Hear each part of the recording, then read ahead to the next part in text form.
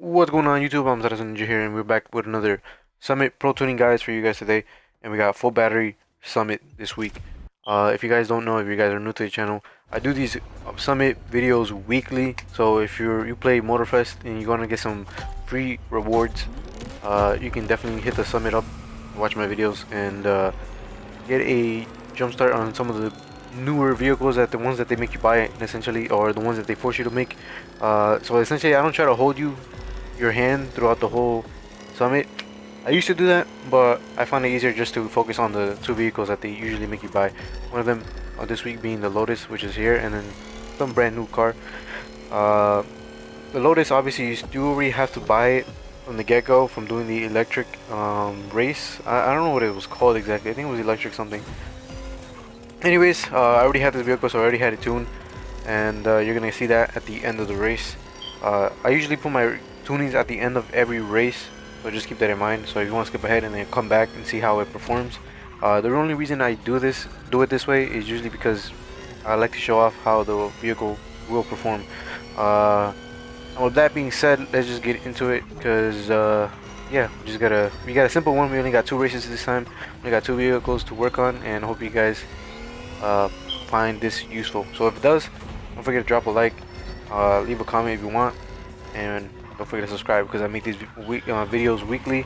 And if you guys want to have some cosmetics for yourself and earn them and get the Platnum rewards, you know who to follow. That being said, just get into it, because we got an easy one, and I'm just gonna let it rock. There's not much to talk about. This vehicle is pretty damn fast. It hits when you hit the knobs and everything. I already had it tuned perfectly, so I ain't nothing to worry about. Did it oversteer if I remember correctly, but again, with my tunings, I corrected that. So nothing you can choose to go down the hill and take the actual road, but there's a faster way if you don't really care about playing it clean. You will save a couple seconds by doing this, but I'm gonna show it right here. So what you can do is go to the right at the very top of the hill after you make those first S turns, and with this build, you basically have nothing to worry about. It's not gonna slip, it's not gonna slide on the driving off-road. And all you have to do is just line yourself up perfectly, a little bit to the left, try not to hit the tree, and you're golden. With that being said, I'm just gonna let it rock for the rest of it. There's nothing much. There shouldn't be any more shortcuts. That's like the main shortcut for this race. Of course, you can go through the grass over here too. Just helps you cut off some time if you're ever wondering. Maybe you're a type of player who just takes a road. Yeah, there's a lot of people who just take shortcuts. I don't always do this, but for this one, I think it is necessary to get the fastest times, since a lot of people are really competitive on this track in particular.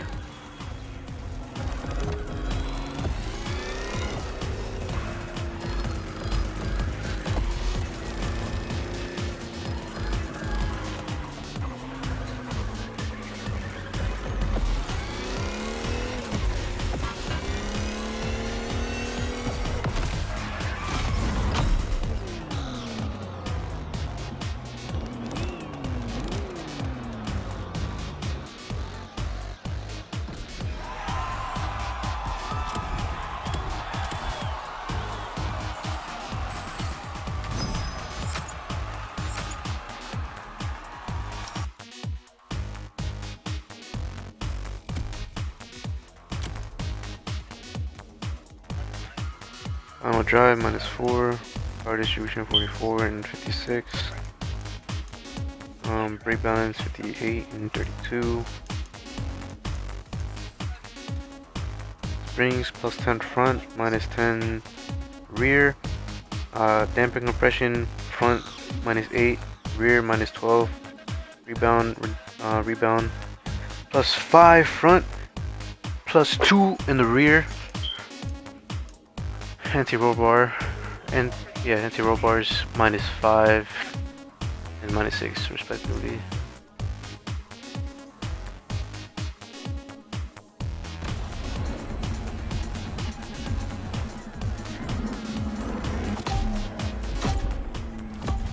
Alright, now we got the last vehicle for the summit, or at least for this video in the summit.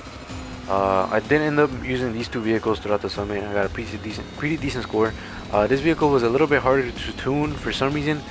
when I was making the anti-roll bar softer so that it would oversteer in the front, because it was kind of understeery, and I made it stiffer, the bar, the springs in the front stiffer, so it can react faster. For some reason, it just wasn't cutting it, so I had to go soft on both and make the rear oversteer a lot more, and that actually helped a little bit, actually a lot more. So with this one, what I ended up doing with the affixes is I went for drifty, which if you drift a little bit, it gives you more NOS refuel. Obviously, I went with extra bump so I can get the NOS even faster, and I went with braking. I forgot what that one was called. I think it was braking. Anyways, when you brake, obviously it refuels your NOS a lot quicker too. Just because the speed of this vehicle is really fast, and the way I have it tuned, it has no problems in the high speeds, and like most of the what's it called? Some more of the electrical vehicles. Sorry about that. Anyways, where was I? The electrical vehicles, they tend not to be able to hit those top speeds exactly, or not as easily as normal engine vehicles, because obviously they're electric, and they do have a higher acceleration, which is good, but again, at those top speeds, they tend to struggle a little bit. So what I did was go with positive camber, so I can go faster in those straightaways. And since I think the balance on it was like 70-30, yeah, like 70-30. Going full positive camber in the rear. Actually, I think I reversed it. That was the way I figured it out.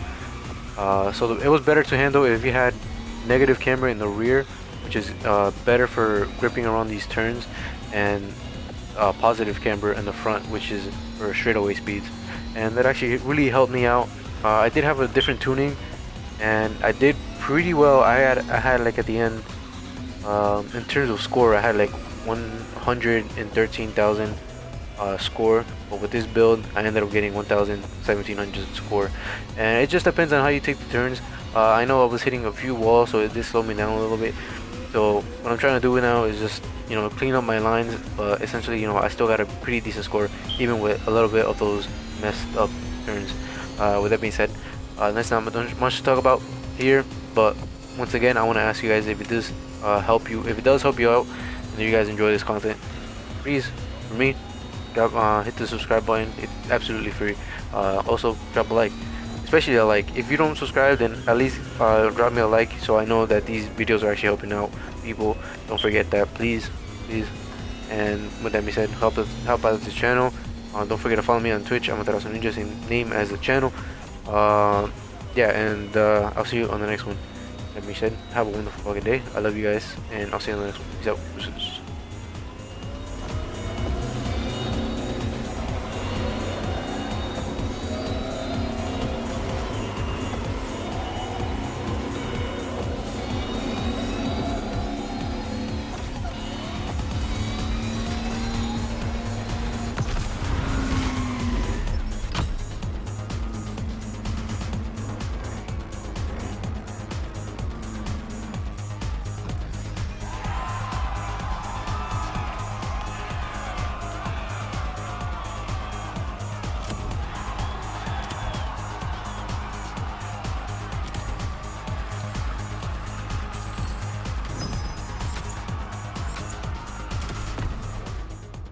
Right now we're on to the pro settings, and here's my, like what I said. We start off with -2 on the final drive just to get those higher top speeds. You can squeeze a little more power out of it, even though it doesn't say it on the right. Power distribution 30-70, like I said. Tire grips for both front and back is -3. The brake balance 53 and 47. The aero load is -7 on the rear, so I can, you know, get better grip on the front lines or straightaways. Obviously you can see the spring system for yourself. Slow it down if you need to, or pause it. ARB -16 and +3 on the rear. And then again, the camber, like I said, +25 on the front and -25 in the rear, just because it's 4-wheel drive, so it works out better that way. And with that being said, again, I'll see you on the next one. Peace out, deuces.